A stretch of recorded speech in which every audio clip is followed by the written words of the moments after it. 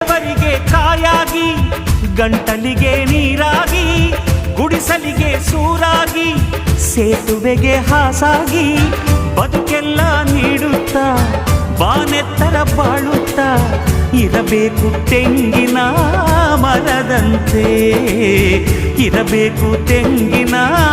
ಮರದಂತೆ ನರನಾಗಿ ಮರಕು ಕೀಳಾಗಿ ಹೋದರೆ ಏನ್ ಚಂದವೋ ಏನ್ ಚಂದವೋ ಮನಸ್ಸಿತ್ತು ಪ್ರೀತಿ ಕೈಯಿತ್ತು ದಾನ ಹೊಡೆದಿದ್ದ ಮೀರಿ ಏನ್ ಚಂದವೋ ಏನ್ ಚಂದವೋ